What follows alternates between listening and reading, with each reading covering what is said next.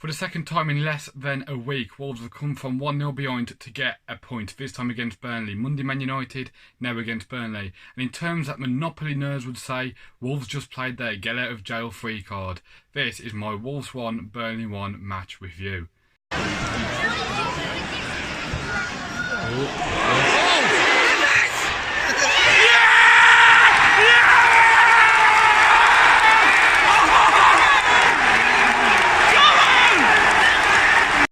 So then guys, to get started, it does look like Europe. So then guys, to get started, it does look like that Europe is taking a toll on Wolves. It just looked that we was a bit tired and knackered and that, however you want to put it, and that definitely was the signs in the first half against Man United. In this game, no, we started the second half brightly and that soon went away. Burnley, yeah, you know, they did time waits and they did play a few tricks like that, but brilliant finish from Ashley Barnes, and I had a feeling he was going to score before the match, but he did. He's a fantastic striker.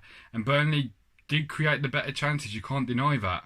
The other problem with Wolves is that we were just making too many schoolboy errors. We did bring Neto on and eventually we did bring Traoré on as well. And then Donker came on in the second half as well. The team looked a bit tired. Bringing on Donker was a good move. You know, I do know that some fans are upset that he took Martinho off, but you've got to look at it and say Martinho's played near enough he's played every game and near enough every 90 minutes of every game so far this season. He's going to be tired. It is very warm and that as well. It takes the over even more, so I can understand that move as well. He then takes Gibbs White off, brings on Neto and changes the formation a little bit, and you think, yeah, you know, that's what we've got to do. And then he brings on Traoré, which is definitely what all fans are singing for, and you can understand why. He's like an express train, and in the last couple of weeks, he's definitely been arriving on time. What I would have done now, guys, is I would have brought Adama Traoré on a bit earlier. Johnny and Doherty weren't quite at it the first half and definitely weren't the best match for them, let's just say it like that. They weren't offering too much out wide, which could be a toll because of Doherty didn't really have a pre-season because he was out injured for a bit of it.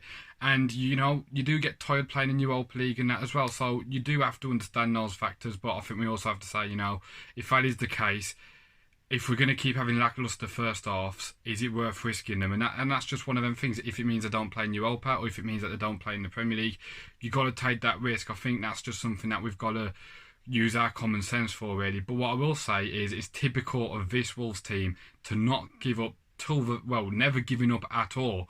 And you've got to look at it and say, with 90 minutes, we struggled to create chances, and in the last 2 minutes of injury time, we've hit the post from a long throw, then another long throw, we've won a penalty, and then we've scored. All of it done by Bennett and Jimenez. So you got to say that's typical Wolves.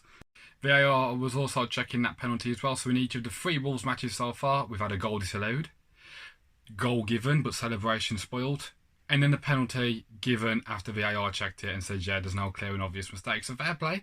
At least VAR is definitely playing its part in a Wolves game so far. So if you're a VAR fan, get watching the next Wolves game next Sunday at Everton. Either way, though, guys, that now means that Wolves have drew 0-0, drew 1-1 and drew 1-1 again in the first 3 opening games of the season, which isn't too bad. I'd take that as a decent start. Conceded 2, scored 2, and we're definitely showing our ability to come from behind, which is definitely something that the beginning of last season and in the Championship we did struggle to show, so it shows we're improving in that way.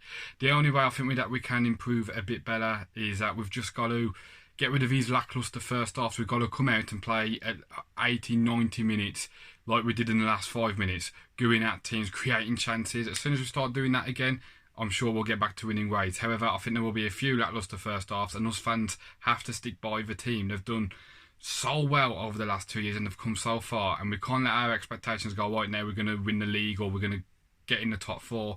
You know, there's a lot of building to do and we've got to get used to playing Thursdays and Sundays, so let's just stick by the team and see where we go.